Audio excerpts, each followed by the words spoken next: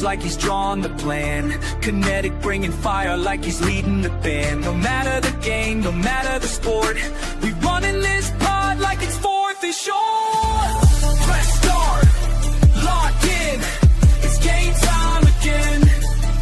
You tune in live to the Sideline Show with Kinetik and Lichemax. Let's go! The Gamer Sideline starts now! Hello, everybody, and welcome back to another episode of the Gamer Sideline, where the stories meet the sticks and the takes get pixel deep. I'm Lichemax626, aka Mike, other way around. This here is Kinetik 615, also otherwise known as Eric, but everyone just calls me by Kinetik. Righto.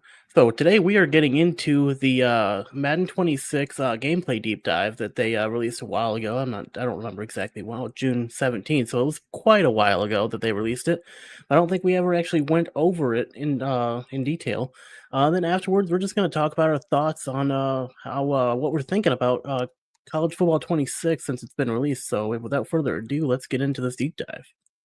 Yeah, so I'm just going to try to go through things as quickly as I can. I'll read through it, but I'll try to do it quickly and summarize it, and then stop me if you want to talk about it or whatever. Yeah, that sounds good.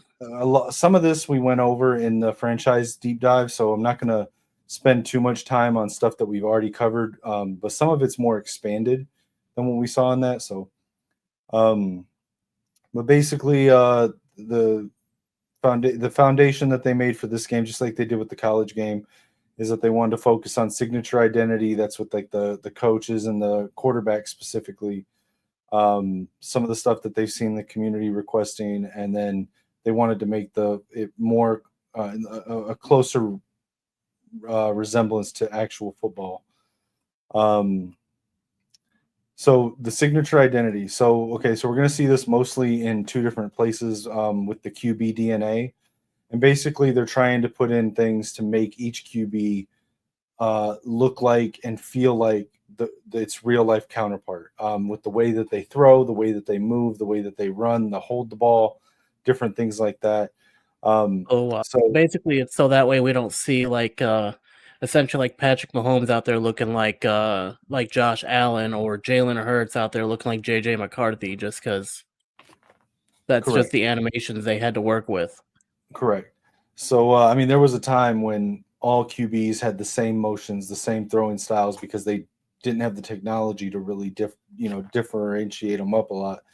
Right. But, with a lot of the advancements they've made, I mean, it's good to see that they're actually putting that to good use and making it feel like you're actually playing with that quarterback instead of just some guy on a field who looks like the guy, Right.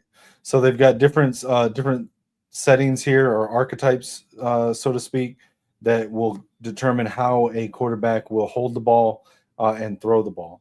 So that you can see right here, they've got them gunslinger, one hand mid, one hand low, two hand mid, middle back, middle below chin, two hand low, and that's going to be how they carry the ball, and it's going to relate to how they throw the ball as well. That's going to be like depending on what they're doing, how they're going to hold the ball. Like if they're running, then they might hold it in the middle. For example, like if they're dropping back, they'll hold it in the middle. Right, yeah, and then they've also really focused on, before the throwing motions were just how their arm looked and how it moved. Right. Now they've kind of related it to the footwork, the way their shoulders are squared, the way their hips are squared, to try to make it look like a real throw, and make it look realistic as their body moves and as it's coming out of their hand. Kind of like, I think it's Kyler Murray looking like a toddler scrambling around in the pocket. Yeah, for example. And they also did it to a more of a limited style with running backs too, for run styles like Saquon Barkley, Christian McCaffrey, stuff like that. But yeah, like Kyler Murray will have his little short step toddler run, and listen, I can't. If you've never seen it, go on YouTube after you get done watching this, and just type in Kyler Murray runs like a toddler, and it'll bring up this highlight clips of Kyler Murray running around, and legitimately it looks like he's a toddler who stole his mom's phone and is running through the house keeping it away from her. That's what he looks like scrambling out of the pocket. It's insane. Once you see it, you can't not see it. So it's hilarious. But they've actually put that in the game. Let's see. So like, all right. So right here says is that they're showing that they've got 3 unique basic arm slots, and this is kind of like how he holds his arm with the ball, right? So they've got over the top 3 and 4 high, and 3 and 4 low, and that'll be assigned to every quarterback based on what their default throw angle is in real life. And these will be randomized for game created quarterbacks. So like Matt Stafford, he's one of a couple quarterbacks that have the ability to change his arm slot or arm throw based on what play is happening, because he's one of the few that can that you see in games where sometimes he'll throw over the top, other times he'll throw sidearm. Not a lot of QBs can do that. So there's a few that can. And those QBs, you'll see their arm throw angle change from play to play based on what is happening in the play.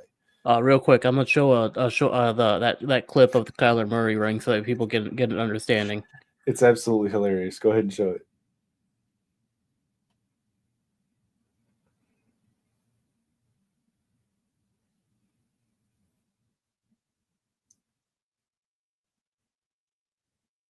Oh, they got sound to it.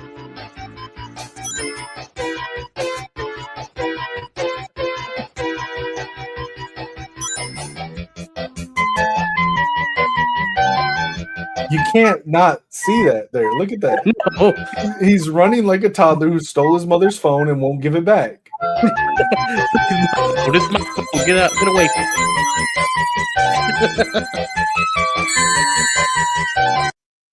That's hilarious. They put the for anyone that isn't old enough to have played the Sonic the Hedgehog games, the music that it was playing just now was Sonic the Hedgehog.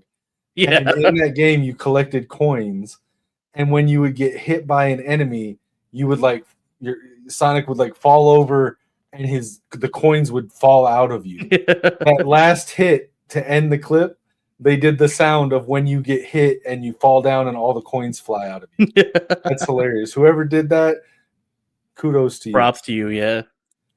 But yeah, so it shows here the different unique arm slots. So you got over the over top, the 3-4 high, and the 3-4 low. So those are the basic slots. So and then each when slot, it shows 3/4, that's 3/4 low. 3/4 low. Right. So but what I'm saying is those are the arm slots, basically where they hold it, and then each slot's going to have throwing motions out of it. Right. Yeah. Which I like that. I like adding that in because that's definitely gonna help with making it look a lot better than how it looks right now, where they all just kind of do the same thing or a subset of different animations, but it's usually pretty similar to one another. So, and then here they've also brought in the field vision that they have in the college games. So this is basically makes the height of your quarterback matter, because it's his ability to see over the line, just like we covered in the college game.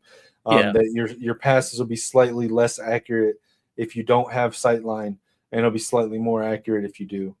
So somebody like Kyler Murray, who's like 5'6" or whatever, he's gonna. That's why he has to scramble out so often, because he can't see over his offensive lineman. Now, something to note here, because they did not note this in the college game, and it actually took a lot of people by surprise. So if you were used to using the playmaker feature as a quarterback, where after you snap the ball, you would use the right analog stick to sort of direct the closest receiver to you to go up the field or whatever. They have included backfield play moves like jukes and spins. And because that's how you do that now, to use the playmaker feature, you have to hold the left trigger or L2 and use the right stick in order to do playmaker.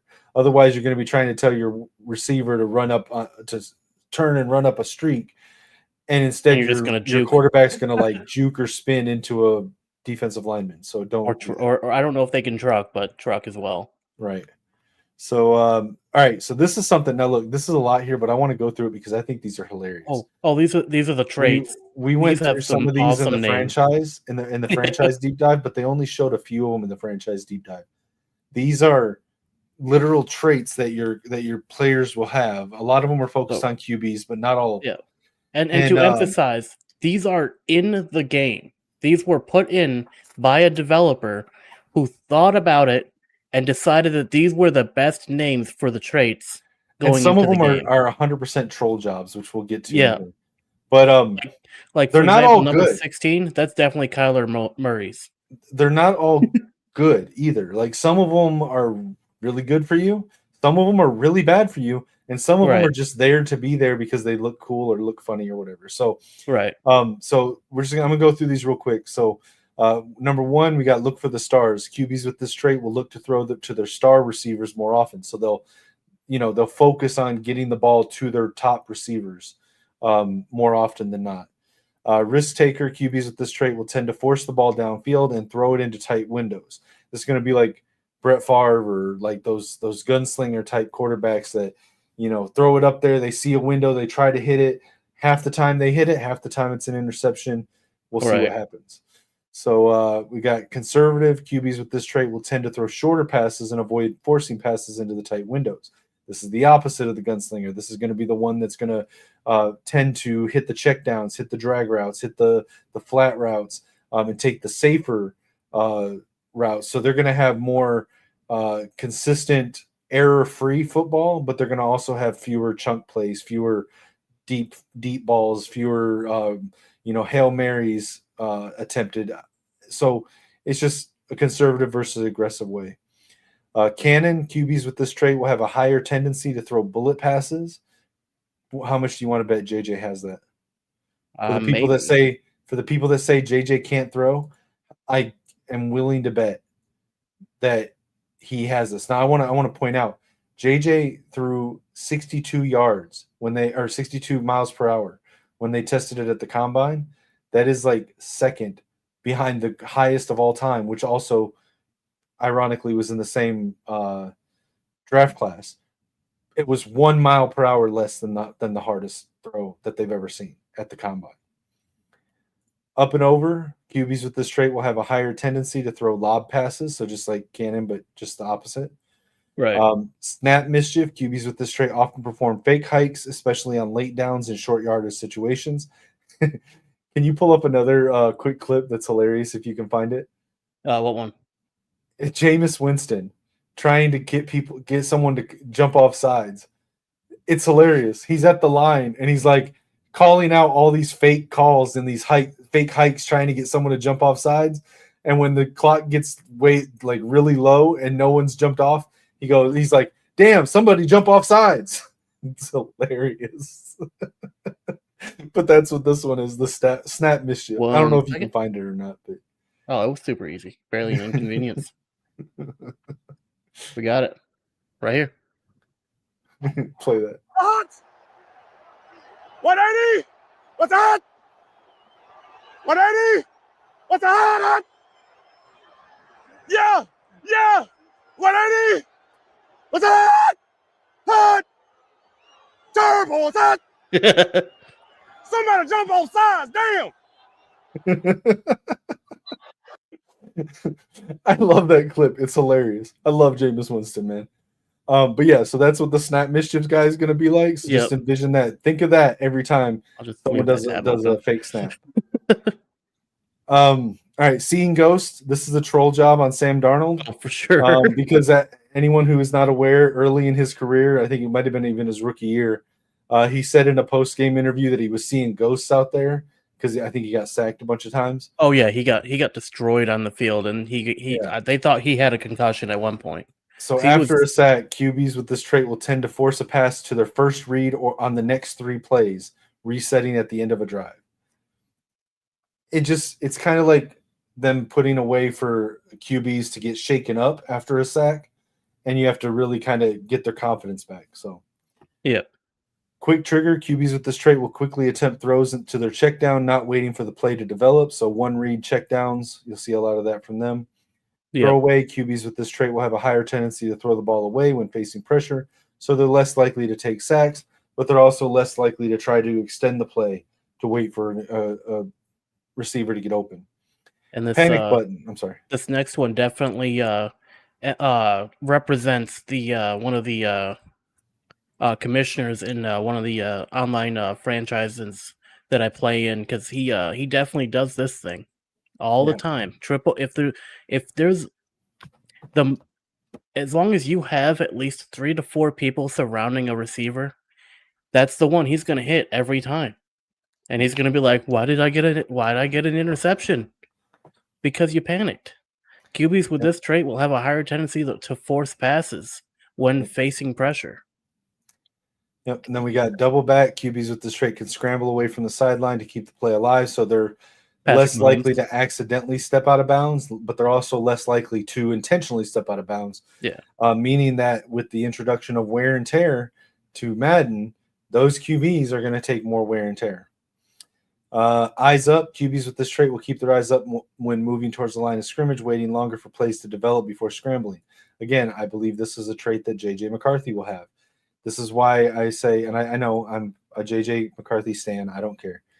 If you watch his play, he is sneaky athletic because people think that he's not athletic because he doesn't take off and run like Lamar Jackson does. He has the ability to take off and run as good as almost anybody in the league. Right. But what he uses his running for, and this is why people look at me sometimes like they don't know what I'm talking about when I say this. He's not a scrambling QB. He's not a running QB.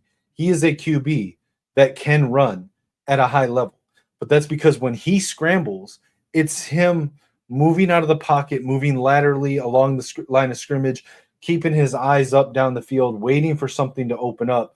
And he's able to, better than almost anybody that I've seen, keep his body squared and flip his hips to get back into throwing motion in an instant, while running, even if it's to the opposite side of the field. That's what this eyes up trait is going to be. So I mean, that's one thing. That's one thing he was good about, even when he was at Michigan, was making sure to keep his eyes downfield, looking for a play to make. And if he can't find one, he makes it himself. Yep. And he's built. I mean, he was built like I don't know if he still is after the injury or anything, but he was built like essentially an extra running back. So I mean, where a lot of teams, like, they have like that bigger QB who can run. I mean, JJ is an example of QB who like wouldn't have an issue running because he was previously a hockey player. He was brought up as a hockey player. He played hockey and football. He's not afraid of getting hit. Yeah, he's like he's probably one of the only QBs in the league who will truck you and keep going. Well, so he's not going to truck people like Jared Allen, but there's two things I'll bring up here, and you can easily find these on clips. So I'm not saying you need to go. I'm saying people can if they want to. There's a famous play from the 2023 Rose Bowl where he turned around, pitched it to Donovan Edwards, ran backwards a little bit. Donovan turns and laterals it back to him. He has to jump up to catch it because it was a little bit high. He then turns around with Dallas Turner bearing down on him for a sack, squares his hips and shoulders very quickly, still gets the throw off, completes it for a first down to Roman Wilson, even as he's getting hit by Dallas Turner, who ironically is his teammate now. Another play I'll bring up for this, and just this is more not so much to this trait, but to my claim of him being a QB that can run at a high level. There are clips of him handing the ball off to Blake Corum or Donovan Edwards, and then running fast enough to get back out in front of the running back on the play, and act as a lead blocker, like a fullback for the running back. Not many QBs will do that, and that right there shows his athleticism. So, anyways, yeah, sure. Setup time. QBs with this trait will tend to set their feet before attempting to pass. So you'll have slightly more accurate passes here, but they're a little less likely to get passes off. As a good example with that would be, I believe, like I want to say Jared Goff, not Patrick Mahomes, but Tom Brady would be one that would have been one of these if he was still in. I want to say Baker Mayfield, but I don't know that for sure. It just sounds right. Baker's good, pretty decent at it. I would say it's more like guys like you said, Tom Brady, Peyton Manning, Ben Roethlisberger, those type of guys, Kirk Cousins.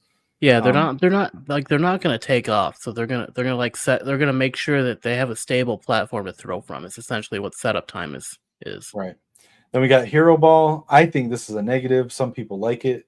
QBs with this trait will attempt to scramble for yards if they think they can get the first down. So this is essentially just Jalen Hurts and well, it's more like Caleb Williams. If you've ever watched him play, he'll go one read and then take off because he thinks he can do it. But yeah, so this is like Jalen Hurts, Lamar Jackson, Caleb Williams. Yeah. Yep, and then we got Quick Clock. QBs with this trait will tend to escape the pocket after making their first read. That would be Kyler Murray as well. Yeah. Happy Feet. QBs with this trait will almost always be moving. Paranoid. QBs with this trait react more to nearby defenders, feeling pressured even in less intense situations, which can be good, but it can also be bad too. That's also a Sam Darnold one right there.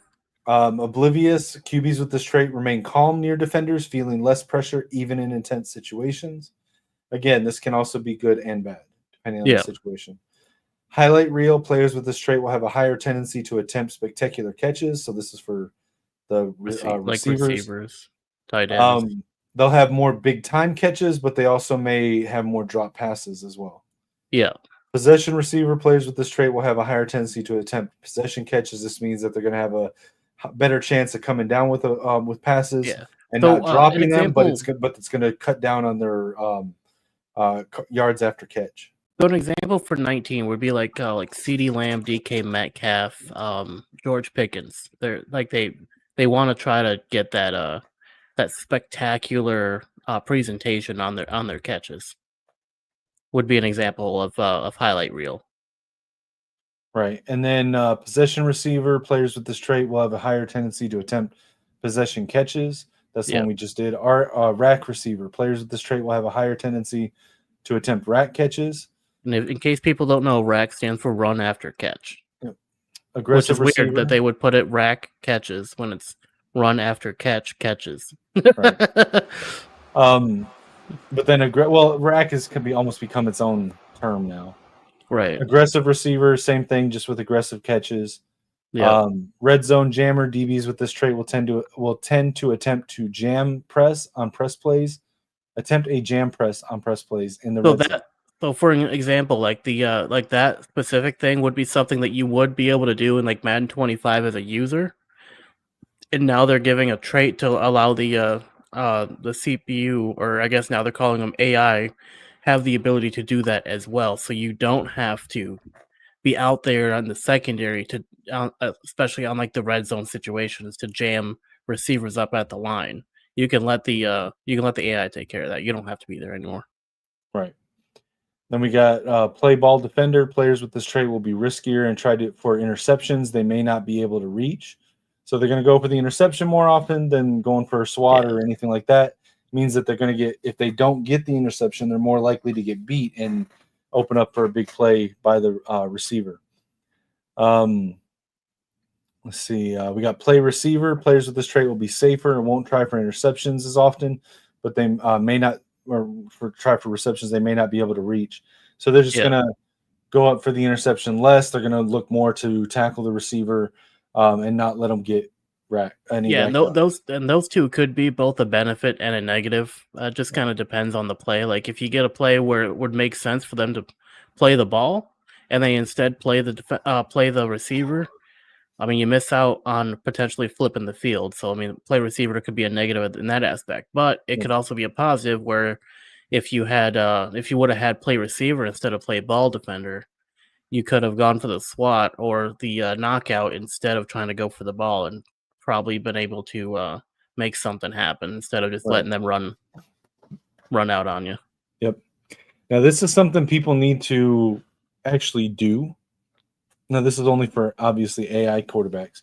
But with wear and tear, steering clear, players with this trait will attempt to avoid hits by performing slides, give-ups, or running out of bounds. Showboat, players with this trait will be able to use Celebration Loco on breakaways. So real quick on the wear and tear thing, if you don't know how to slide or give up on the game, it works. Now this works on the games currently. If you don't know this, here's a little tip. When you're running with a ball carrier, if you specific like without like a regular ball carrier, not the quarterback, if you tap the square or X button, if you're on PlayStation, it's square. If you're on Xbox, it's X. If you tap it, don't hold it, but just tap it, you will perform a give up maneuver. And then as the QB, if you're running outside, if you're running uh what's it called again? Scrambling out with the quarterback and you're past the line of scrimmage, you can slide by tapping X on Xbox or square on PlayStation as well, and that'll give you up into a safe maneuver to where you don't take a hit. Right. And that goes with steering clear. That's something that the AI will do, but you should probably remember remember that tip. That'll help you out in the long run. Yep, 100%. Instead of before with the football games, there was no negative to trying to get any extra yards. So that's why you'll see a lot of people, and I do this myself. A tackle's coming in, and someone will try a juke or a spin or whatever at the last second just to try to maybe get a couple extra yards, and it works like 1 out of every 15 times. We really need to untrain ourselves from this, because with wear and tear, now it's more beneficial. Instead of going for that low chance of a couple extra yards, you want to slide, you want to give up, you want to step out of bounds to avoid the hits. That's more beneficial for your team than a 7% chance of you getting an extra 1 or 2 yards. And if you're a defender and they step out of bounds, it might be worth taking that penalty if that's their star player. Just food for thought. Then we got Showboat. Cannonball's the same thing. It's just they'll be able to do more celebration stuff. Yeah. Run over. This is going to be like your big power running backs, or even like Jared Allen, where they're going to have a higher tendency to attempt a truck. Even if they're like QB, they're less likely to slide. Like Derrick Henry, for example. Yep. Strong arm players with this trait will have a higher tendency to attempt a stiff arm, and if they are a QB, they are less likely to slide. So whirlwind players with this would be like Lamar Jackson, again, Derrick Henry, or Montgomery. Yep. Now some of these right here are just renamed. They were some of the ones that we had previously in Madden. So you got whirlwind players have a higher tendency to attempt a spin move. Same thing for elusive with juke. Cover ball means that they're going to attempt to cover the ball on any big hits coming in. Big hitter, they have a higher tendency to try to hit stick. Yeah. Safe tackler, the opposite. They're going to be more likely to go for conservative tackle. Punch it out, more likely to go for a strip tackle. Knee biter, more likely to go for cut sticks. Kirby Joseph. Finesse rusher, more likely to go for finesse move or power move. Power rusher is the opposite. Twister, have a higher tendency to attempt spin moves. So wait, how is that different from whirlwind? These would be for like the line. So gotcha. Spin move on the line. Bullish would be bull rush move on the line. Gotcha. Bouncer would be club move on the line. Fly swatter. You have a higher tendency to raise their hands and disrupt shadow passes. Right, and in the sorry, I got a message on something. In the college game, it has been much more often that I've seen defensive linemen jumping up to try to swap passes at the line.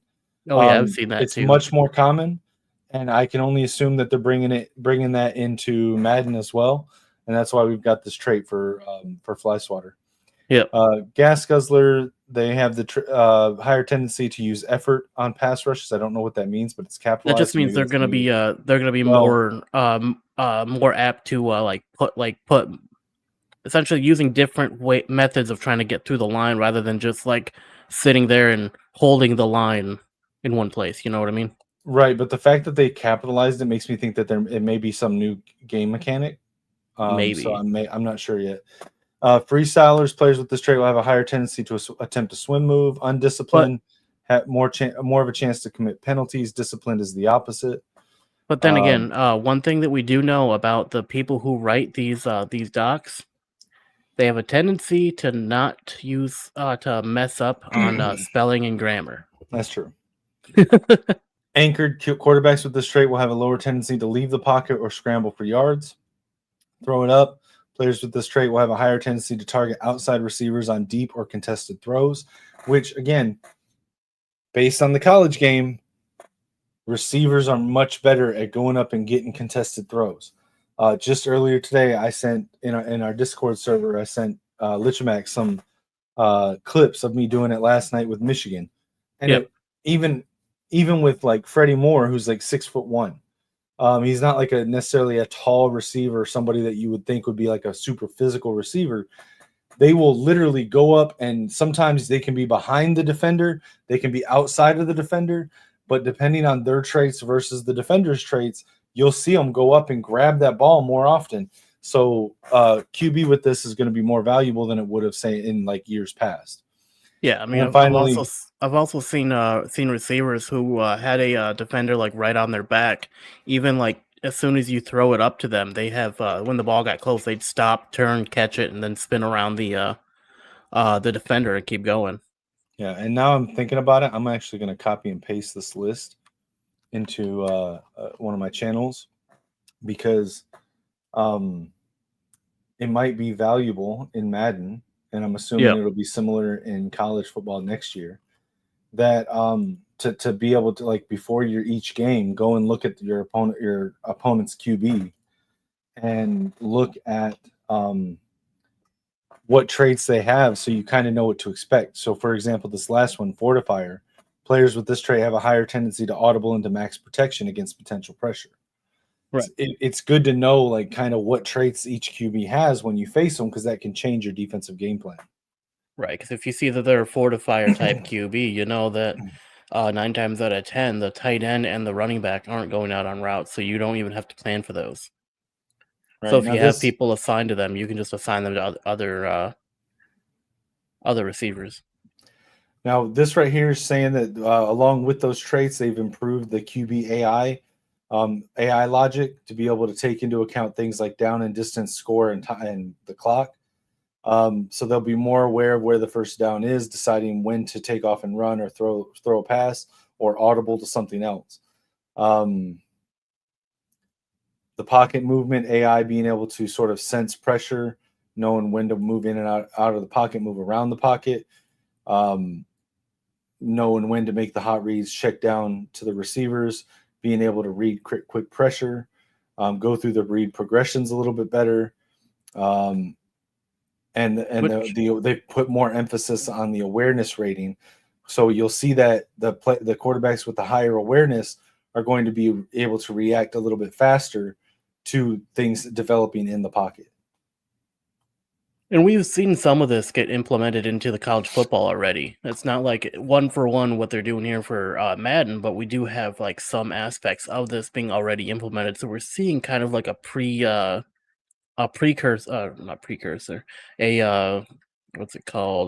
there we go, that's the word I'm looking for, a preview of what it's going to look like in Madden throughout the through college football 25, which are not 25, we're on 26 now, on college football 26. So that's definitely been kind of interesting on there. I'm looking forward to seeing it in Madden. Right now, it's going to be a headache in Madden too. Right. Now, with Coach DNA, this is basically the same thing, just applied to the coaches. So I'll read through this real quick. Another way of bringing life to the unique signature identities of the NFL that fans know and love is Coach DNA. It's a set of features that delivers on the real-life tendencies and styles of each NFL head coach. Running the same set of plays against similar CPU schemes to get easy W's are in the past. To be successful, you'll now need to game plan and strategize differently depending on your opponent. Data-driven Data-driven coaching is an example of how Madden 26 is truly being built straight from Sundays. We use decades of NFL play call tendencies data to train a predictive machine learning model. This new innovation allows you, the gamer, to ask, what would Andy Reid do? Or what would Dan Campbell do? Go for it. That's what he would do. the way our model answers those questions makes each game feel like the chess match of the NFL that we all love to watch unfold every week. Yeah, so the next part here is basically just saying that for coach suggestions, for the game planning part of the game, they've increased and enhanced the AI to be able to take into account down, distance, score, clock time, timeouts, personnel, field position, and weather conditions as additional filters to determine what plays are being suggested by the coach. I really like this. And I wish that we had this in college football, but I also wonder if they tried to put this in college football to some extent, and that's why currently, as it sits, there seems to be some kind of a bug in the college football game with playbook coach suggestions, literally giving you the same set of 6 or 9 plays. I won't say every, but I'd say like right now it's like 80% of the time you're getting the exact same plays suggested, even when you have a fully fleshed out game plan that includes 20, 30, 40 different plays for each situation. Right. It does seem like they did kind of put like a preview of this into 25, and I think that's probably what's causing some of the issues that we're seeing when it comes to calling plays. But I mean, it is still an interesting addition to Madden. I'm definitely going to be hopefully it works a lot better in Madden than it does in CFB 26 right now. If that's indeed what they have done, is kind of put like a preview of it in 26. So hopefully in Madden they have it more polished and more ready to go on launch. But you know how EA games are on launch. They're always about 4 patches away from being an actual game. Wait, what is this? Hold on. Adaptive counters to bring even so more.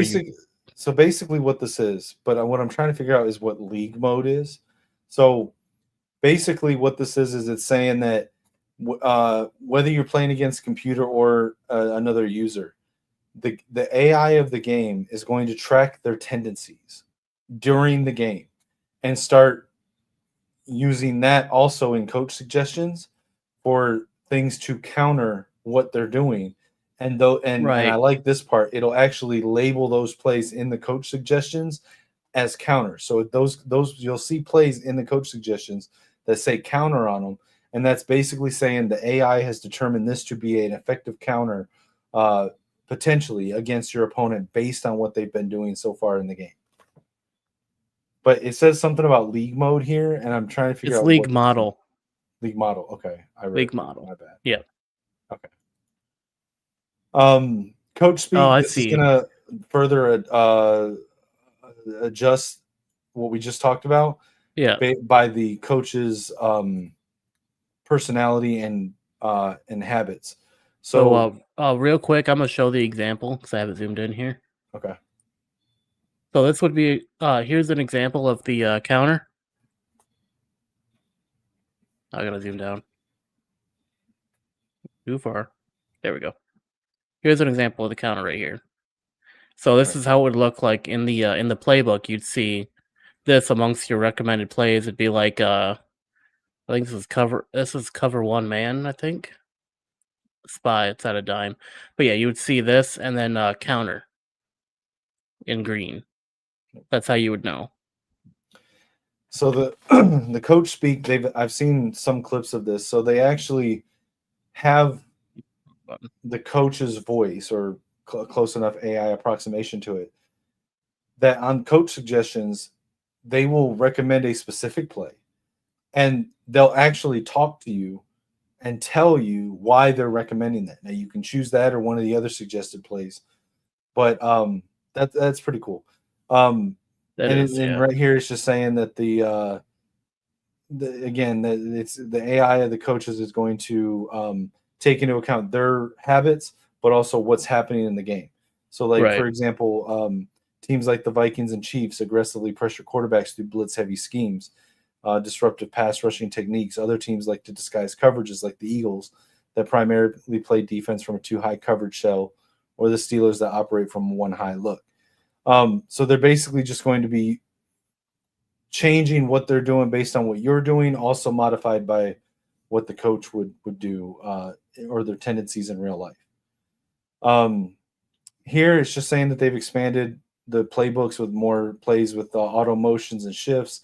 They've brought the stunts and twists to Madden. Exotic defensive pressure is kind of right in that same boat. And then there's new coaching adjustments. I'm assuming these are just like in college with the safety depth, safety width, right? The RPO adjustments, stuff like that.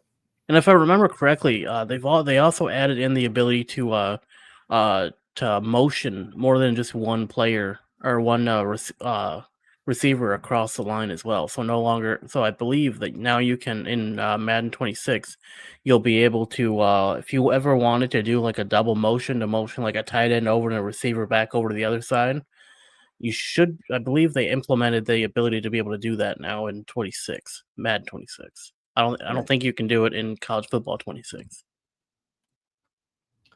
No, I mean, and we'll see this every year. We'll see features in one or the other, and the ones that are good will get adopted into the other one the next year. I don't think the games are ever going to be like clones of each other, like some people say, but you're going to see the stuff that works in one adopted by the other and vice versa.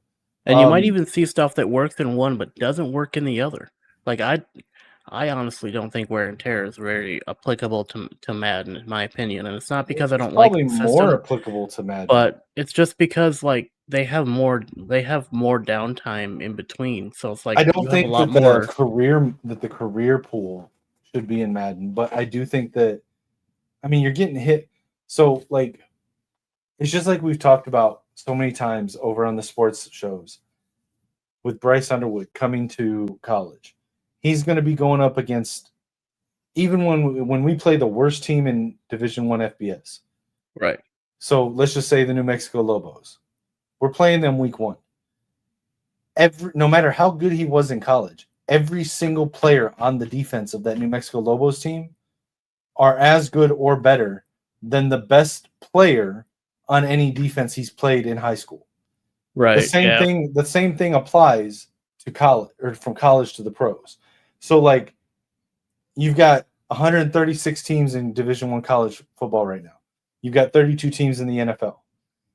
When you condense down the top talent from all of those 134 teams, plus some high-end FCS colleges, you're going to end up with an entire defense of guys that are bigger, stronger, faster, and hit harder than 90% of the players in college. So I don't see why it would be a thing in college and not in the pros. The only thing that I wouldn't carry over, or it would need to be heavily modified, is the career pool of healing reserve. Because in college, you've got a 4-year career, 3 to 4 year career. Right. 5 if you redshirt. In the NFL, you've got a 15-year career. So that's the only thing I don't see translating directly over 1 for 1. So, I mean, that's just my opinion, though. We'll see how it works. This, however, I am really into. Yeah, this looks like it's going to be fun and hell at the same exact time. Yeah, it's insane. I'm here for it. I'm happy for it. I like it even when it pisses me off. I'll love it. Right. So in case you want to know what we're talking about, so Madden 26 is going to introduce a more dynamic weather system and more harsh weather environments. So you're going to see like a whiteout blizzard with fog. You can see that play out in like the cold weather areas like Buffalo, the Eagles, pretty much any open stadium that's not a dome. You'll be able to see like weather effects that actually affect how you're going to play on the field. Like you might see players slipping. You might see like dropped passes that were caught because the ball was wet or whatever. You aren't going to be able to see your you may not be able to see your receivers. Let me see if I can pull up a clip, and then you continue going through what's going on with the weather. Sure. The clips are awesome. So I'll read through it as you're looking for one. So it's basically let's see. So they've made changes to all the previously supported weather types. Have added heavy snow with fog, heavy rain with fog, on top of the snow and rain that we've had before. When playing in the elements, you'll have to adjust your game plan based on how extreme they are. When playing in heavy fog, you'll be battling visibility in the passing game. Just like in NFL QB, players can slip when making drastic cuts. Wide receivers can lose their footing when releasing off the ball. Linemen on both sides of the ball can lose their footing during the get off and more.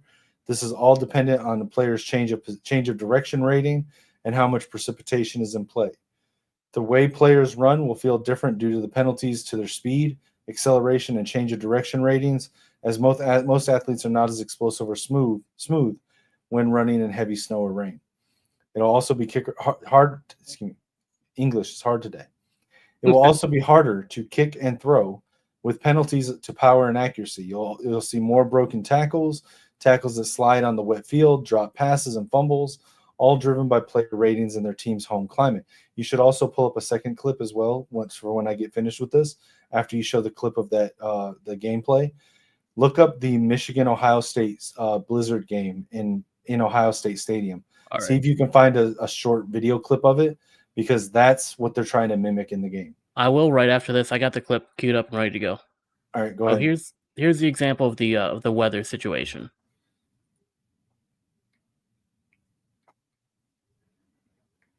So you see how it's like whiteout blizzard, can barely see your watch.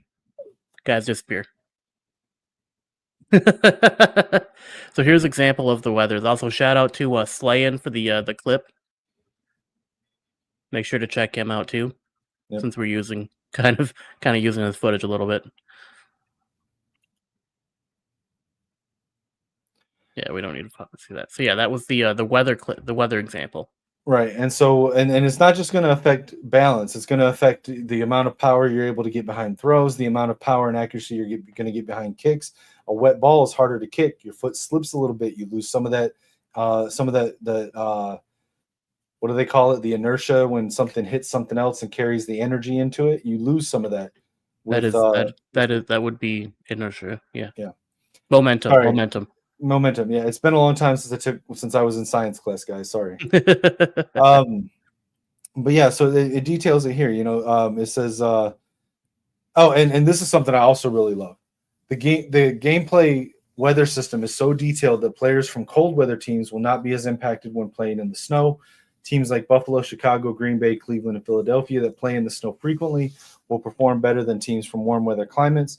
Teams such as Miami, San Francisco, Los Angeles, and Jacksonville will experience heavier movement penalties to simulate the balance of the NFL. Cold weather teams also will experience faster rates of fatigue when playing in the heat. Teams used to playing in the heat will fatigue at a slower rate than the traditional cold weather teams. And now I still have the same question about this that I had when we went over it in the franchise deep dive. What about teams that play in hot or cold climates but play in a dome? Do they get the same? So, for example, my Minnesota Vikings, do they get the same penalties going to a hot state? Like, let's say they go down to play Jacksonville. Are they going to get the same penalties that Green Bay would because they're a cold weather team because they play in the north? Or are they going to take penalties but not quite as much in both directions because they play in a dome? And on the flip side, a team like Arizona, who plays in freaking Arizona, but they play in a dome, are they going to take the same penalties as the Jaguars going to a cold weather team, or are they going to sort of be in the middle and take lessened penalties to both because they play in a dome? I would imagine lesser penalties to both. That would be my guess. But I have that Blizzard game from Michigan, Ohio up, ready to go. Yep, I'll just say that's my guess too, because it looks like they carefully made sure to pick teams that all don't play in open air stadiums in both of these. Right. All right, go ahead and play a quick clip of that, because this is what they're trying to simulate with the weather in the game, and I love it. Over deep in its own territory. Yeah, this is the Michigan Ohio State Snow Bowls, or Blizzard Bowl, I think is what they called it. Kicks on the first play, and that sets the pattern for play all day long. Yeah, this is kind of what they're looking to mimic is the 1950 Michigan Ohio State Snow Bowl. And tell me, can you tell who's who in this? Well, and the crazy thing is that it was so bad that the teams got to some points where they would punt it on the first play of their drive because it was easier to kick it down the field and let your opponent make a mistake and try to get a turnover than it was to move the ball on offense. Yeah, that was the yeah, that's crazy. But I love it. I'm gonna. There's gonna be times it's gonna make me rage, but when I calm down, I'm still gonna love it. But yeah, so some of the things that they've seen from the community and that just makes better football is the player movement. So a lot of what this is, back in like I want to say it was like Madden 19 or 20. They changed to the current system or the system that they've had since then of movement where they slowed Madden down. And it wasn't as arcadey, and that was their intent. They didn't want it to feel as much of an arcade. Players have had mixed reactions, but it was for over the years, it's been more leaning towards it's too slow. When we got the college game, which was very fast, it drew a stark contrast for players because they're like, man, I really like the movement on the college game, College 25, better than Madden. And this puts it in direct comparison. And so the outcry got louder. And so now what they've done with both games is they kind of took both, put them on each end of a spectrum and found somewhere in the middle for both games. I mean, me personally, I didn't mind the difference. Like, I didn't really notice it too much, but I know other players have. Other people noticed there was like a huge difference between Madden and college football. But I mean, I didn't really notice that too much of a difference, other than when I was running the ball. I noticed like a big difference to the speed of the runners and everything, and how the line collapses around you when you're running the ball a lot faster on college than it does in Madden. Like in Madden 25, you were like when you're running, you had more of a wide open gaps that you could run through, whereas on college, you were more weaving in and out of small spaces as you're trying to make your way up the field, especially when you're trying to get through the initial clash of the offensive and defensive lines on a run play. Whereas on Madden, it felt like they just kind of like went up to each other and just kind of played who can push who, and making big, wide gaps for you to run through instead of like the small little like cuts that you'd have to take to get through a college football line. Right. All right, and then so and it says it right here, like it echoes what I just said right here. It said this is so. Well, let me read this part. It says so. No matter where you play, a 4-2 is a 4-2. The differentiation between NFL athletes and college athletes will be driven by the difference of how players are rated in speed, acceleration, change of direction for each game. This is almost not entirely accurate. I know guys like Ben Kurt have put out there specifically saying 4-2 feels like 4-2. There's a guy, and I don't know his name. Shout out to you, whoever you are out there. You know, if you hear this, you know that I'm trying to mention you. Comment. And I'll give you a shout out on the next show after we see it.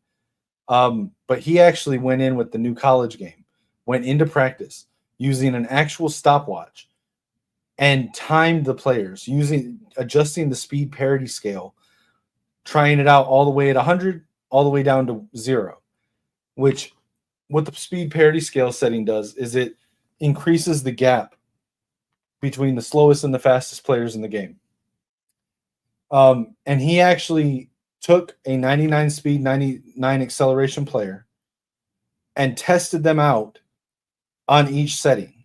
And what he found was if you move the speed parity setting in college football 26 down to 17,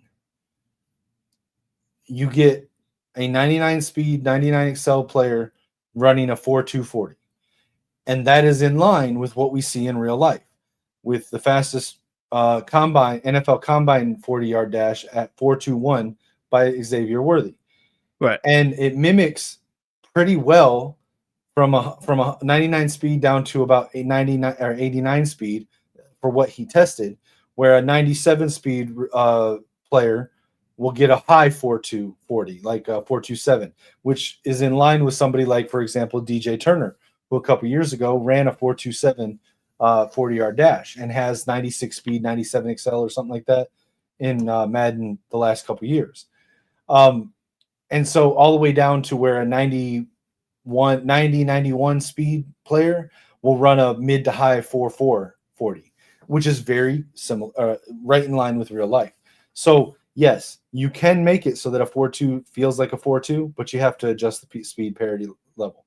But what I meant right here with this, echoing what I just said, it says this is a direct response to player feedback that was very clear about expectations, citing the faster movement from College Football 25 felt more fun and responsive. In fact, in social media posts where College and Madden were compared, almost 40% mentioned player movement. To further test this out, we held a special play test in Madden NFL 25 with our Madden Design Council community leaders who reinforced the community's sentiment on faster movement speed. This change was overwhelmingly given a stamp of approval by the vast majority of players that tested it out. We are beyond excited to deliver this change in Madden 26. All right. So just like College, I'm not going to spend a lot of time on this. They updated player positions that people have been asking for years. Defensive ends now will be left edge and right edge. Linebackers will now be middle linebacker will be Mike. Left outside linebacker will be Sam. Right outside linebacker will be Will. The edge positions will take the outside linebacker positions in 3-4 sets. So if you have, for example, Micah Parsons on your line in a 4-3, he would be an edge right here on the line. In a 3-4, he would still be an edge, but he will be lining up as a linebacker. And you'll have 3 defensive tackles effectively on the line in between the 2 outside linebackers who will be occupied by your guys that you have on your depth chart at the edge position. Which, AJ, that's why. So a lot of this covers all of that. We don't got to worry about deep half. They improved the AI of deep half defenders. That's good to see. Essentially, all of this pass coverage stuff is they've fixed a lot of the AI bugs that we had, and then man coverage. So man coverage. I'm just going to say this: previous games, man coverage had bugs and was easily exploitable. They have fixed it. Some people will tell you that man coverage is better now, like the better of the two. I think man coverage is still. I think zone coverage is still better in most scenarios, at least in College Football 26. But the gap went from zone coverage and man coverage to like this. So man coverage is absolutely usable. Well, to be fair, that gap comes from like why zone coverage was so bad in like College Football 25 is because there were bugs with it and that they never fixed. So man coverage was like the optimal way to run your defense when it came to playing defense in College Football 25. So now what they've done is they've fixed a lot of the AI issues that they had with 25 coming into Madden 26. So like in Madden 25, they had the same issues that you saw in College Football 25 with the zones. The zones would bug out if they flipped the play. They would do a bunch of weird crap. So they've mostly fixed that on College Football 26. There are still some bugs that they're working out where like the zones will end up instead of like moving with the player, it'll end up on crisscrossing on the field instead of sticking with the player. But they fixed man coverage so that way it actually feels more like how man coverage is supposed to feel. So hopefully coming into Madden 26, that feeling carries over from College Football 26. Yep. And I'm going to read a little bit of this because it's actually kind of interesting. So leverage matters more. The leverage of the defender is going to play a much more significant role in receiver openness than in the past.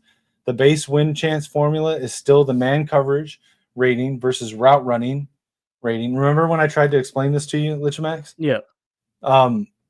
The leverage side of the defender, however, will have a significant impact on the outcome at the cut, as well as and the amount of separation the receiver can gain. If the defender is aligned with outside leverage at the snap, the receiver will have a much lower chance to win on a cut to the outside. And even when he does, the amount of separation gained will be far less than if he'd cut to the inside. This can mean just a step of separation when winning versus outside leverage versus 2 to 3 steps of separation when making a cut in the opposite direction. Leverage will also play a bigger role when matching from a zone coverage. Defenders will be more intentional with their man leverage point based on the rules of the zone coverage that they are matching from. If the zone calls to take away the outside, when they match into man, they'll stay in an outside leverage position, which will make the coverage stickier versus the concepts it aims to take away. Then they said, real quick before is that the end of that section that you're doing? Well, that section, but this right here kind of goes further into it with the because this is an extension of the physics-based engine that they're running now. So it says, going even further, here's a list of additional improvements coming to pass coverage driven directly from community feedback. Increased touch height for swats to get defenders more balanced reactions to high ball throws and deep rat catches. It is more important this year in both games than ever. On the deep balls, you're going to actually want to go for swats more often than interceptions, because this stuff right here, combined with the no eyes, no int, which, contrary to some reports, does affect players sometimes, you're more often going to give up a deep pass than you would have in previous years going for the interception, where you would have been successful in knocking down the ball with a swat. Improved midair interaction logic for defenders so that the interactions look and feel more realistic and situation specific, especially versus high ball throws for users. It improves the effectiveness of using the play receiver mechanic. This is where we talked about earlier, where you don't try to stop the pass, but you try to prevent them from getting extra yards after the catch. Zone drop and custom zone flat zone defenders will now sprint instead of backpedal to their desired depth when set to 20 yards or more, which make them play with more urgency and allows them to get to their spot faster. Cover 3 sky, cloud, and hard flat plays now play country cover 3, which means that the underneath defenders will play zone spot drop zones regardless of the offensive formation to give players full control in scheming up versus 3-by-1 formations and bunch. All of the cover 3 match and buzz coverages will play skinny and skate respectively, which will allow the defense to match up better to the popular routes like flood or verticals on the 3 receiver side. The skinny check is the match principle in cover 3 sky, where the backside hook curl defender will be responsible for the vertical route from the number 3 receiver on the trip side. So let me explain that in what they're talking about there. So before, when you called cover 3 or any formation that had the match concept, matching means that they're going to play zone first, man optional, which means that when a player runs into their zone, they're going to first cover that player, and if they run out of their zone, they're going to then follow that player out of their zone. They're not going to just stick in their zone. So before, what would happen is if you put like a hard flat from your running back on one side of the field, that would essentially cancel out the whole matching concept, so they would only play in their zones and wouldn't leave their zones, which made it very easy to lab up and take advantage of that situation. So you're not playing cover 3 with a man aspect anymore. You're just playing cover 3, and that's a lot easier to beat than cover 3 with a man principle on top of it. So what this is saying is now it's not even going to pay attention to whatever you're doing on the offensive side. It's if you call a match, if you call a match in coverage, it's going to match regardless of what you're doing on offense. So if you put a hard flat out there to cancel the match, thinking it would cancel the match, you're going to be in for a rude awakening when that player then continues to match regardless of what you do on offense, which is a phenomenal ad and something we should have had in beforehand. And before we continue on to the next section, we are about at the halfway point, so I think we should get some bookkeeping out of the way real quick. So let's talk about. In the north, 2 teams, 1 force from Ann Arbor to Minneapolis. Yeah, we set the course. So in the if you look in the description of this video, at the top link there is going to be a link to this right here. This is Kinetik's GoFundMe right here. This is he's going through some things. He could definitely use some help. If you have any question or anything that this doesn't answer, feel free to get a hold of him. As you can see, he keeps it updated. Updates it as often as he can. His last one was June 29th, so it is fairly recent. But yeah, feel free to get a hold of him on X, any platform that allows direct message. Get a hold of him. He'll be more than happy to explain to you what this is for, and if this doesn't answer it clear enough, he's more than happy to go over it. Can I have anything to add to? Just you know, I try to update it when we get done with our run of every month or every other month or so. My mother will have a slew of appointments. I'll have a slew of appointments. Whenever I get new information about what I'm going through, I try to keep it updated because I feel like I owe that to the people that have donated since we started this GoFundMe last November.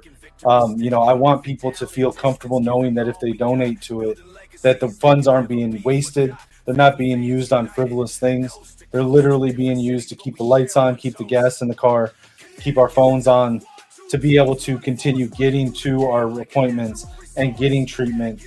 And this fundraiser is only open while I'm going through the process of trying to get temporary disability approved, which is about a 18-month give or take process. I'm not asking for money that I don't need. And once I have that approved, I won't be accepting any more donations. But I just try to be as transparent as possible. I try to update as often as I have new information. And as Lichemax said, if you have any questions, if you want any transparency, to feel better about or more secure in donating to a legitimate cause, feel free to hit me up on any social media. On X or Discord is the easiest way to get a hold of me, at Kinetik615, and I'm happy to be as transparent and give any information that anyone's curious about. And then the next thing that we got to make sure that we do is if you're watching, while you're watching this, make sure that you click this button right here. See that? You want to make sure that you subscribe to the channel, because that's the only way that you're going to be able to keep up on what we're doing, what's going on with the Gamers Sideline when we're going live. Also, make sure you throw us a like, share it with some friends, share it on social media. If you have an ex that you don't like, share us to them. We'll be more than happy to entertain them for you, so they're not bothering you. As you can see at the top, you got the Kinetik's GoFundMe. You got our links to our respective YouTube channels. If you want to go and check those out, we do a lot of gaming over there. Also, we just launched not that long ago on Spotify, so make sure to head over there and check that out if you have Spotify. It's a good time. It's basically the same thing you see here, just you get to hear our magical, soothing voices instead of seeing the spectacle we put on screen. So make sure you head over to our Spotify as well and check that out. It'll help us out tremendously.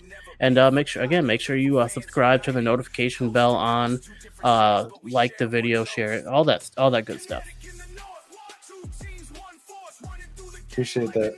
All right, so get this music out of here. All right, so custom zones, it's the same as what we've already been through multiple times on the college game and the franchise deep dive. Route committing is just kind of a more severe version of shading. You can commit to outside routes, inside routes, stuff like that, and it just puts you, either your player or your defense, into a more aggressive sort of counter to their positioning. Physics-based gameplay. It's not boom tech. Last year they had boom tech. You can see right here. This is something different. They basically took the parts of boom tech that actually did work, and they've just enhanced it. So the best parts about this is, like I said, when applied to the trenches, height, weight, strength is going to matter a lot more than it did in years past. Receivers, jump abilities, their strength, Their catching ability, catching traffic is going to matter. The DBs, same thing. Their height, their weight, it's all going to matter. Tackling, trying to tackle, a 6'6", 245-pound tight end with a 5'11", 190-pound DB. It's not going to work very well anymore. Where in the past it didn't really matter, now it does. So just physics-based stuff like that's going to matter. It says they've added more than 700 new tackle animations. That's cool. Let's see. Wear and tear. We've talked about that before. Block steering is a new mechanic to help with the defensive line. You can actually, if you have the physical advantage over the other guy, you can steer the block.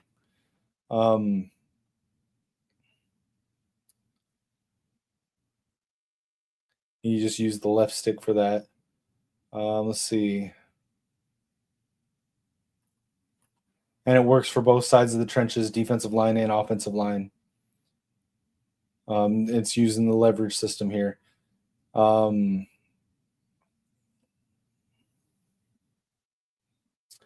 yeah, and it's not just their ratings, it's also the pose of the players, who has the lower leverage and where they're trying to move the player to. So with offense, your offensive line is going to try to use that to open up the gaps a little bit better for your run schemes.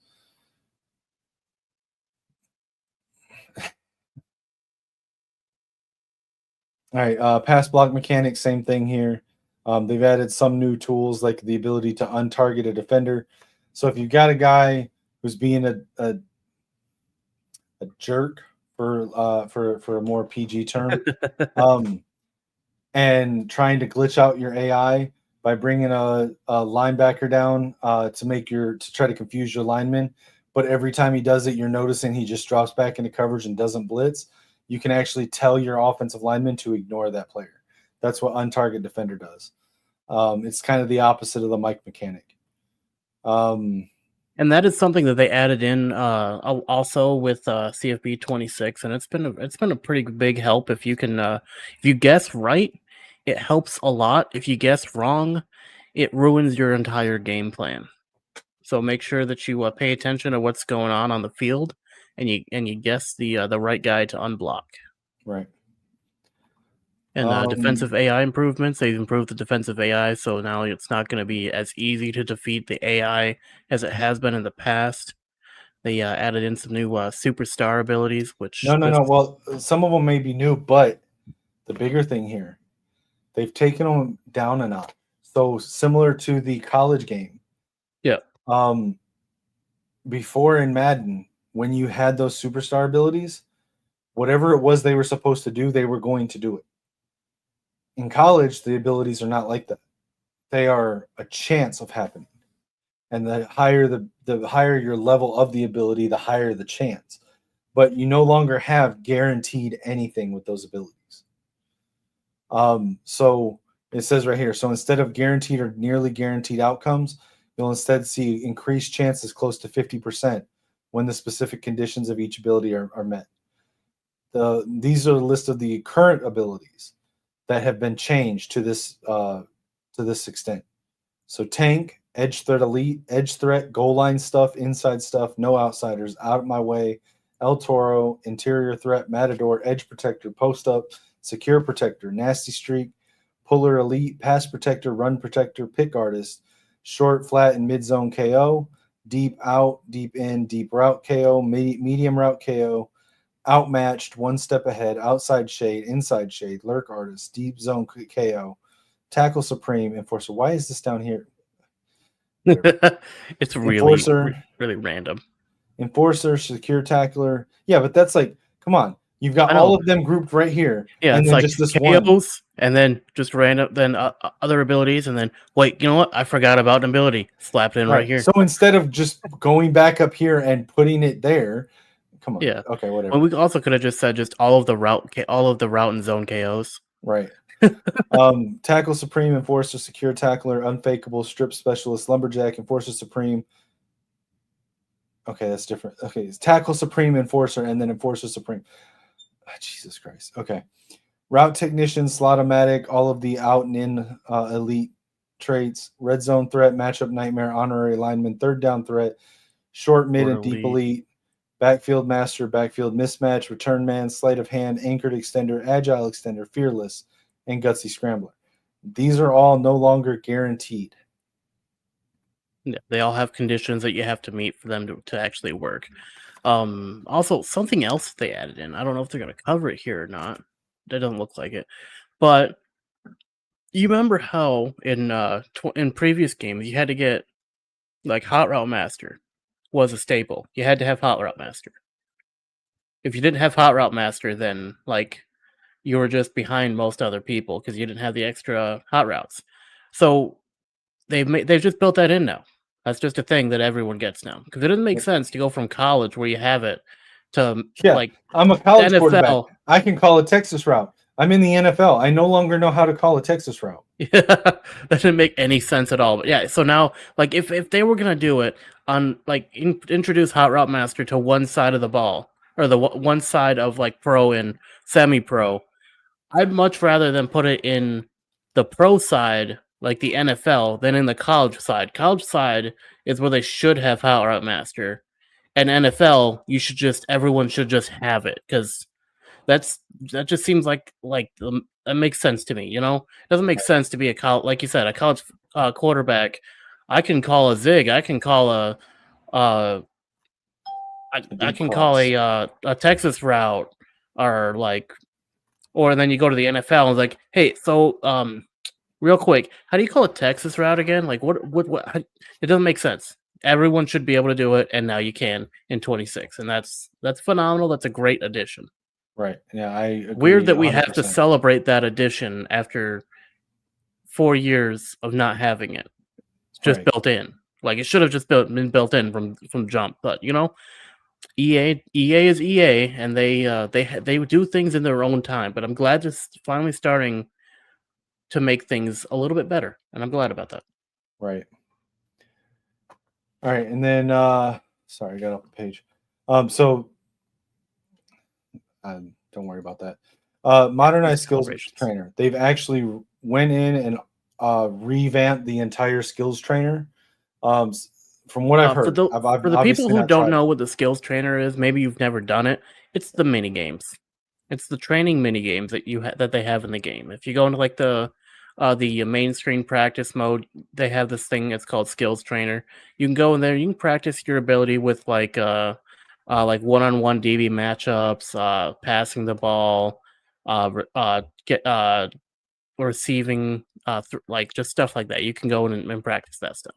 That's what this is basically referencing. Is they've done they've tried to make it a little bit better, so that way, like when you're actually running the drills, they actually improve your skills instead of just being something monotonous you have to do before you play your game in franchise mode, or just something to do while you're in the main when you don't have like internet or whatever.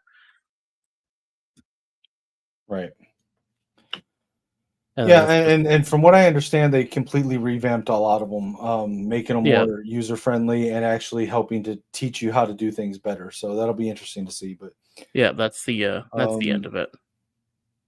Okay, couple quick updates. We now have the ability to tune gameplay without the need for a client update. This will allow us to be more agile and respond to gameplay feedback faster. Prove it. Gameplay tuning primarily deals with any type of success chance, reaction time, timing windows, etc. It can be safely modified during the season. The full route tree is available by default in passing hot routes. Oh, so they covered it at the very end, where most people would see the pre-order the MVP bundle thing and then go, okay, I guess it's done. Nope, we got after credits. Yeah. But that's the deep dive in Madden 26. I mean, it looks interesting. I can't wait for it to launch. It looks like glad that both the college football teams and the Mad teams are actually starting to work together a little bit. Yep. And a lot of that crossover is from Scott O'Gallagher and his team. He was brought over from 2K. Yeah.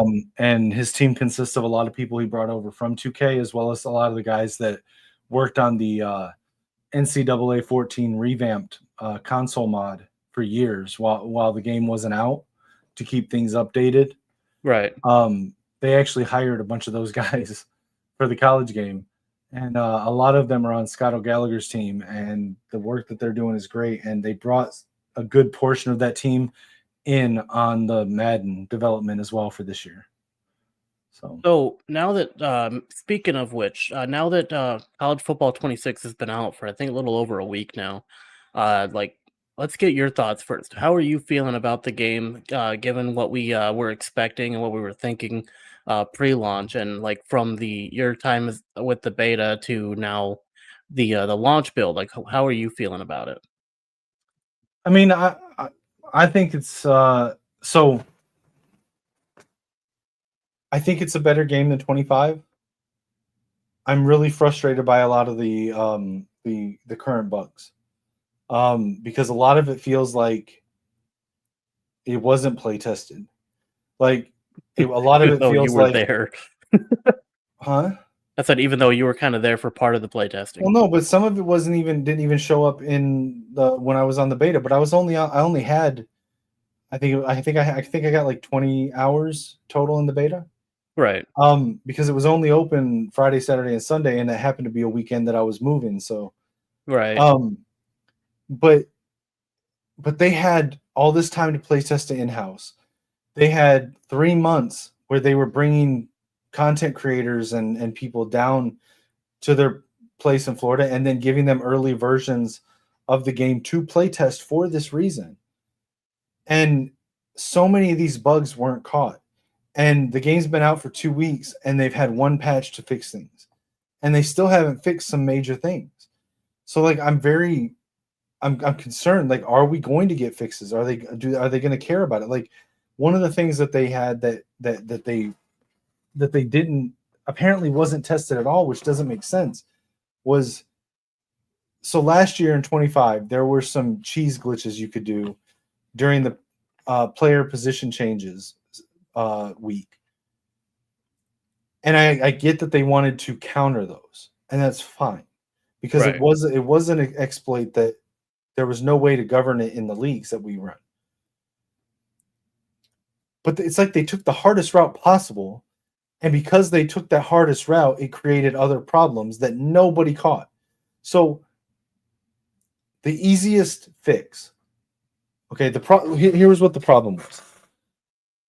Players progress, and when they achieve goals and stuff in the games during the season and during training, they would get coins that they would then spend to progress. And you could spend those coins to increase attributes or spend them to acquire an ability or a higher tier of an ability once you met the prerequisites on your stats for that ability. You would have to spend the coins for either or. The exploit was that when you moved a player in CFB 25, when you moved a player from one position to another, they would automatically get whatever abilities they already qualified for at that time at the new position. I understood why it did that. It made sense.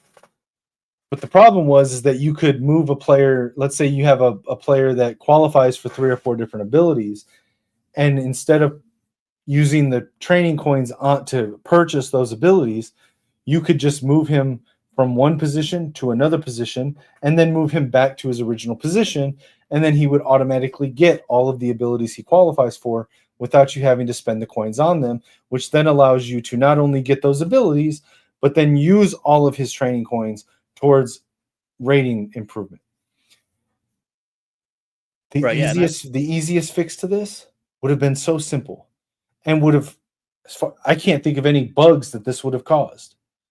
You simply make it so that they automatically get the abilities when they meet the prerequisites. So, for example, if it requires 88 speed to get bronze quick jump, then acceleration, when my acceleration improves to 88, he just automatically gets bronze quick jump.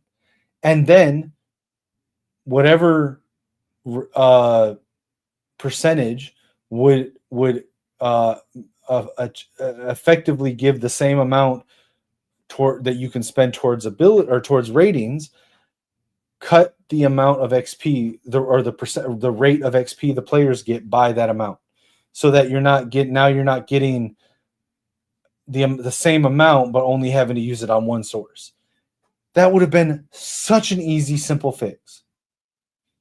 But instead, they take the hardest route possible to counter the exploit by making it so that when you move them from one position to another, they get increased skill caps to mimic the fact that if you put a quarterback at defensive tackle, he has a lower ceiling to progress and get better at that position.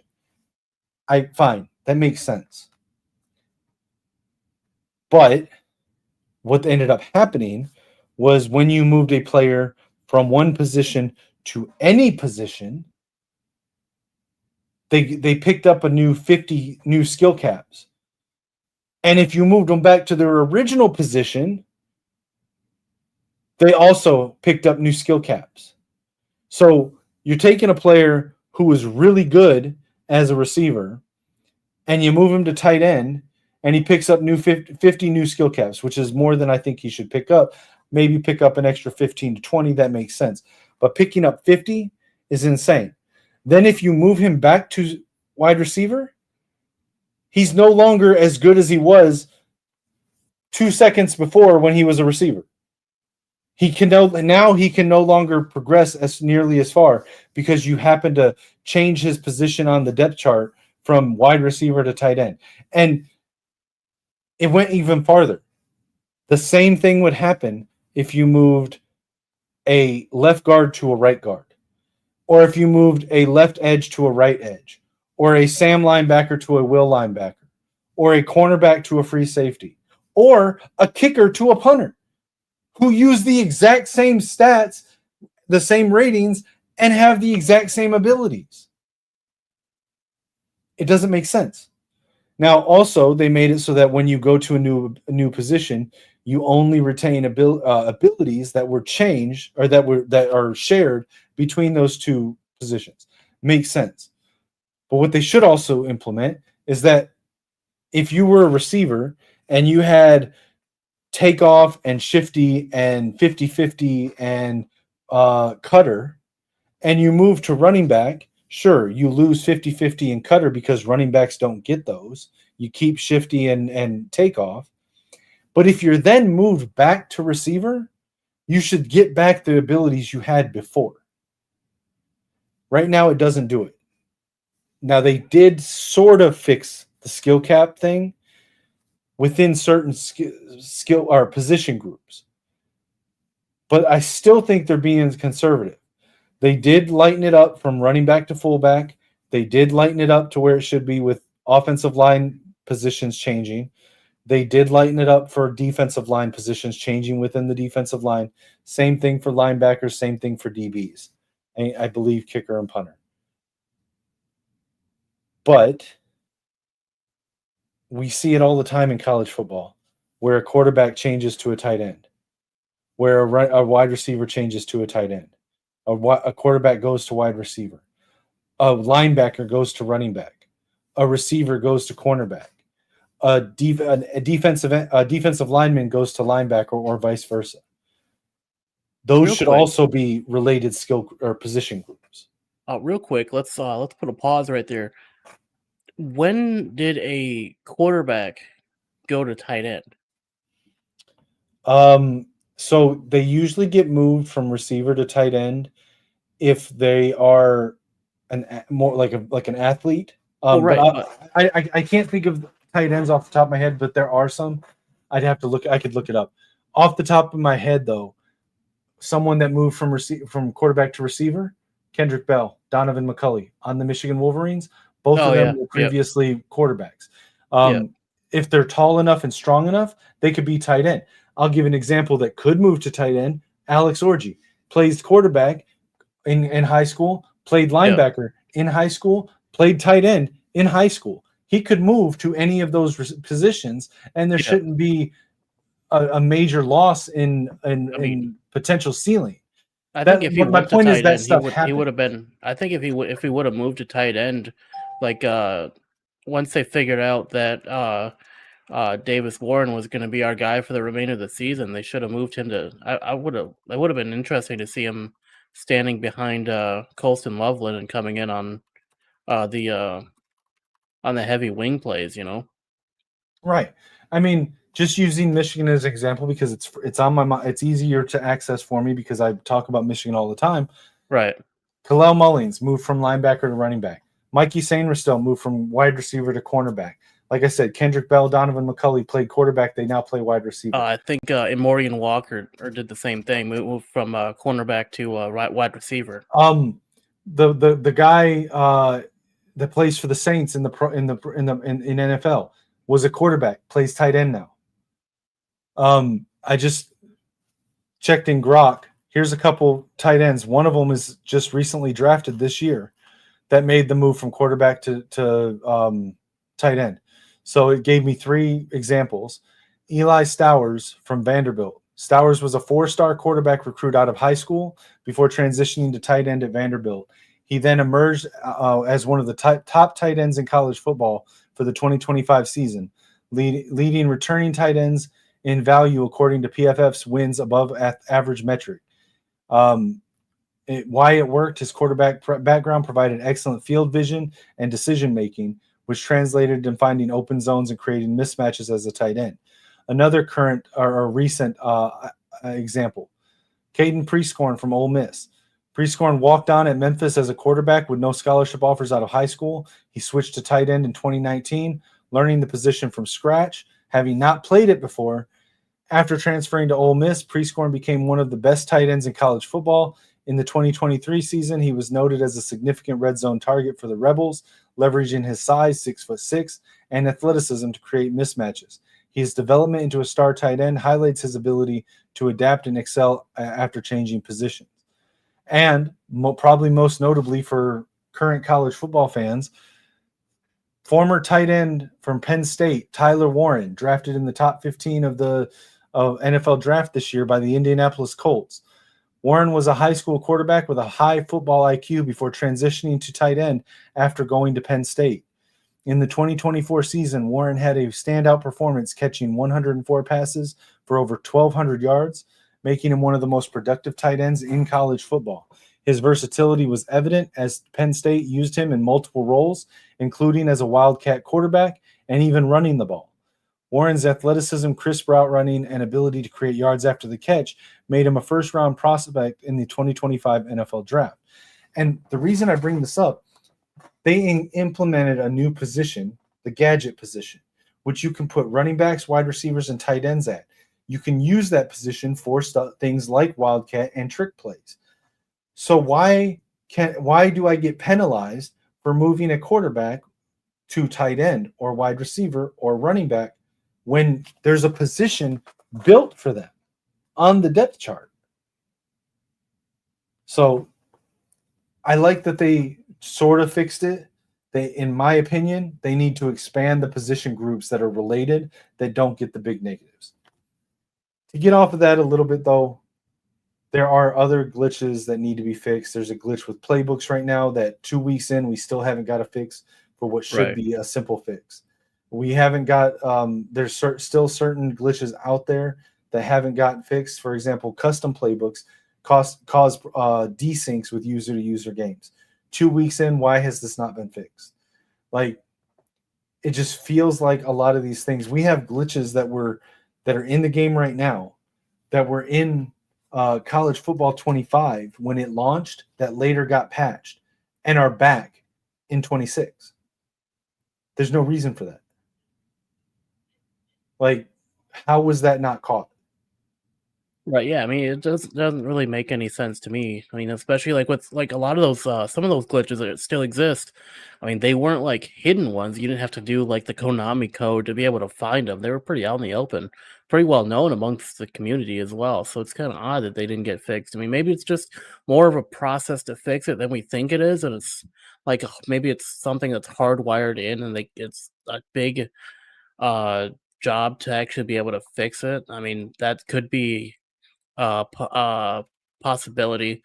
I mean, personally, like I think the game is all right. I think that there are some. I I definitely like the presentation of the game a lot better this year than how it looked in 25.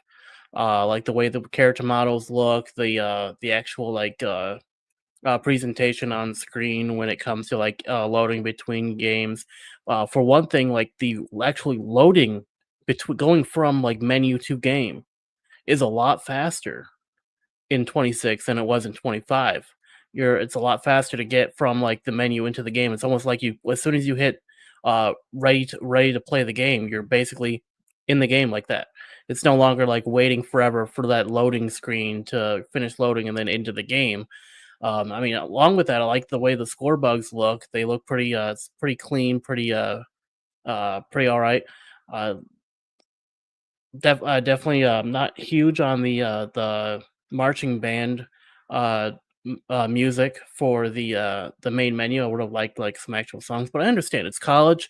They're basically trying to make it emulate the college atmosphere when it comes to like the marching band and whatnot. When it comes to the audio, the music and whatnot that they added into the game, I do like yeah, basically like the presentation of the game, the way that it plays has some things to be desired. For example, I don't know if a lot of people have been struggling with this. I know I have, like especially like on launch, I struggle with this a lot. The pass blocking.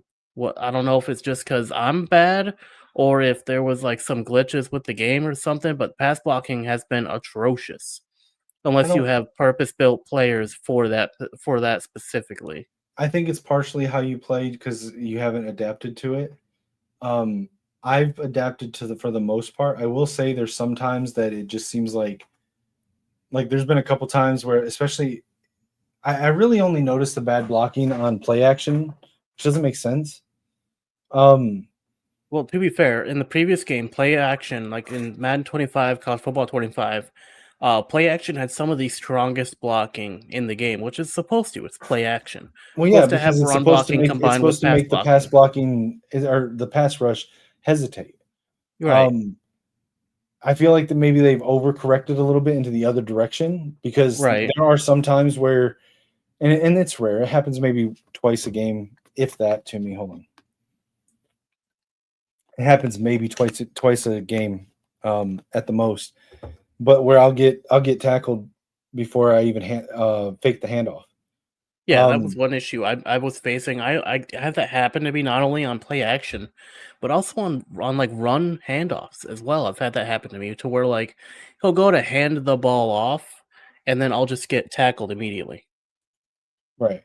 before So I could even hand the ball off. It's crazy. so I do think that there are some times where the defense seems to get this unrealistic like jump on it, but Yeah.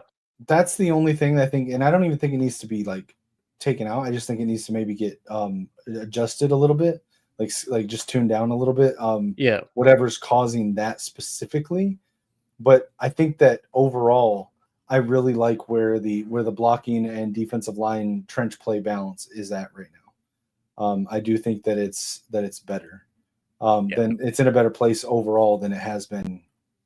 Yeah, Up till now. I do think that with the changes they've made to the secondary and how they respond to like potential interceptions, it does kind of like, at least in my opinion, take away your like the agency to need to have to play the secondary in this one. Like you can play it if you want to, if you have fun doing that, that's fine, but it's not a necessary in college football 26 because with the new AI, they're gonna probably play the ball better than you are anyway. Like, I mean, you would be more of a detriment playing the secondary than just hanging out on the line and trying to get through to get a sack right off the line instead of trying to play the secondary to play the passing game. See, and here's where I disagree with you. And we went back and forth, but I'm just going to, for the viewer, state my position on it. I think that for years, the separation between between playing in the secondary and playing on the line has been so vast that players that played on the line were considered bad, were laughed at. Basically, they were a joke because it was so much more effective and better to play in the secondary than to play on the line. I still think that all things equal as far as skill level between player to player, that an equally skilled player in the secondary and an equally skilled player on the line, that the secondary player does have a better chance of winning that game. They have a gameplay advantage, but the gap before, just like I said earlier for the zone coverage and man coverage, we were here and now we're here, and they're close enough in line with all three levels of defense, whether it's defensive line, linebacker, defensive backs, that whatever you enjoy playing the most is as an almost, if not equal to a completely equally viable play style as each other. So my contention is, don't try to play what you think is going to be the min-max best option to play. Play Right. what you enjoy the most, and you'll get better at it. And I say this because I'm somebody who played D-line in school.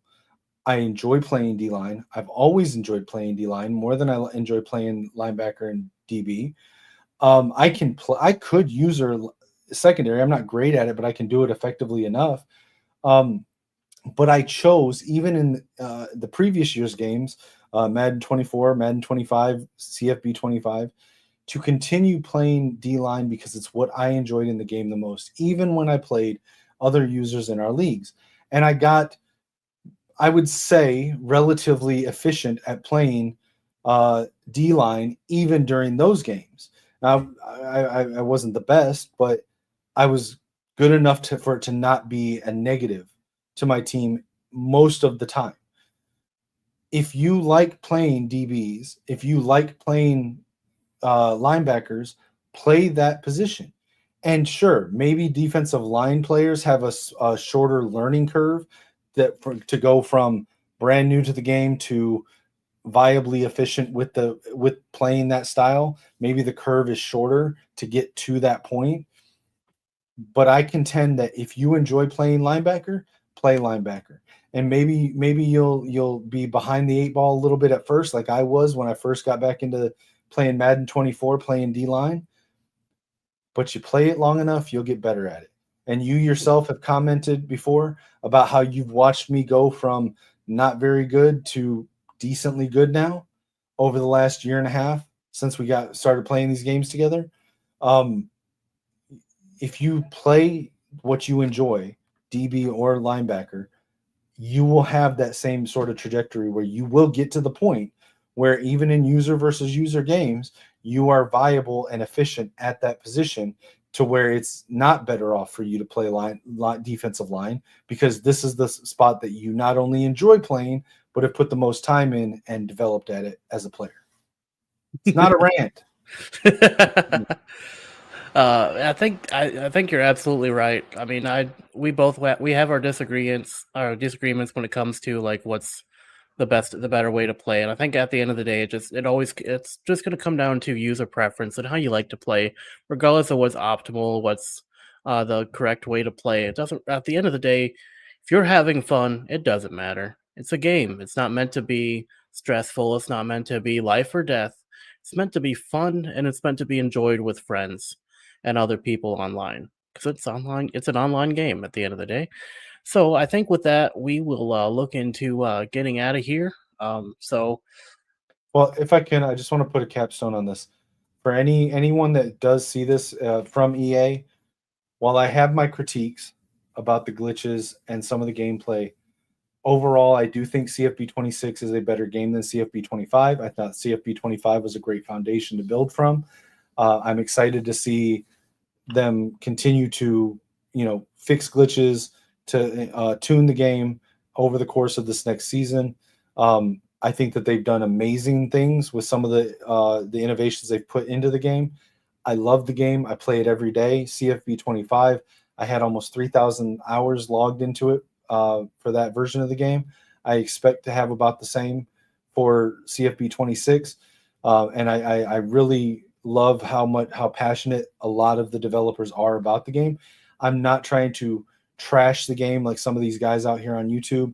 I'm not trying to be negative about it.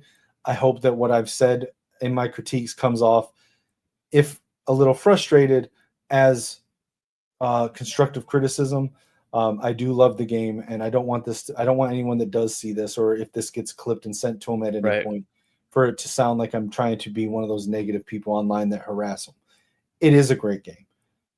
I do have critiques, but it's all trying to see it get better. Yeah. And At the end of the day, we both enjoy the game. We like how it's playing. We like it definitely a lot better than how 25 started out.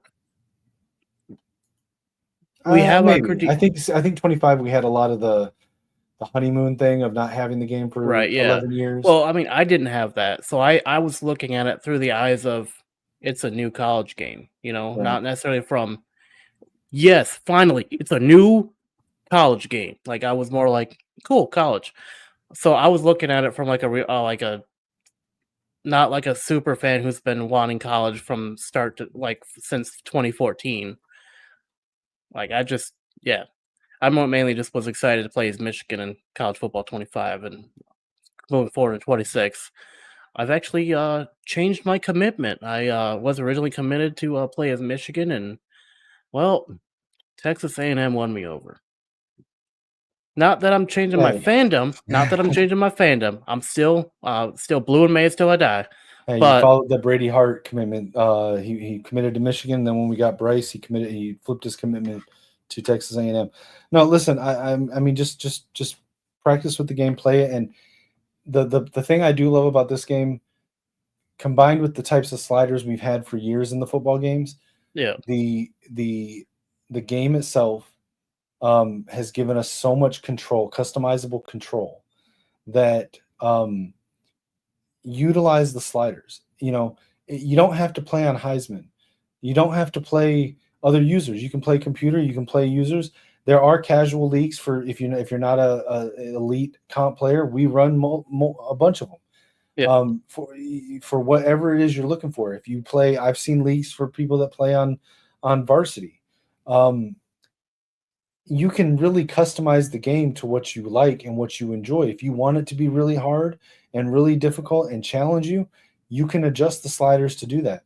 If you want a fun, challenging game, but you don't want it to be maddeningly frustrating, you can adjust the sliders to that. Utilize the tools that the game developers have given you to make the game enjoyable for you before you just start ranting about the game. There's people out here that have YouTube channels that are dedicated to being negative about EA's football games. Like, if you have these problems with, like, there's one guy, I can't think of his name off the top of my head, that constantly criticizes the AI for the blocking. Adjust the blocking sliders. There's one for run blocking. There's one for pass blocking. If the receivers are catching the ball too often or dropping the ball too often, adjust the sliders. If you're not getting the interceptions as much as you'd like, or if you're getting too many, adjust the sliders. They're there for a reason. They're put in the game for you to use for that purpose. Utilize them instead of just being negative based on the base factory settings. Adjust them. Enjoy the game. Stop being negative. Right. Yeah. I think that's a good sentiment to end with. Stop being negative. Yep. I've been be positive. You'll enjoy life more. I'm Mike, aka Lichemax626. You can find me on YouTube, Twitch, and on X at Lichemax626. This is my other host. My name's Eric. Most people know me by Kinetik615. You can find me on all social media platforms at Kinetik615, on YouTube at Kinetik615 and Kinetik615 Plays. Here on the Gamer Sideline, you can find me Monday nights on the Maze Madman channel on YouTube with my guys, the Maze Madman and the Boxing Maniac, talking all things Michigan Wolverines. You can find me on similar podcasts throughout the week, such as Voice of College Football at Michigan, Johnny Olden Jr., calling in often and frequently to discuss college football and the Michigan Wolverines. And during the season, you'll also see post-game shows with the Maze Madman, myself and the Maniac, reviewing that day's games. Speaking of which, on those same post-game shows, you'll see me as well as the stat boy over there on the Maze Madman channel. Yep.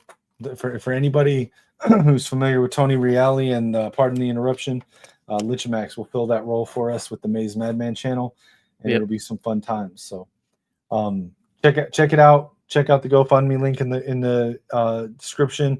Hit us up on social media. We'd love to hear from you. Like, comment, subscribe.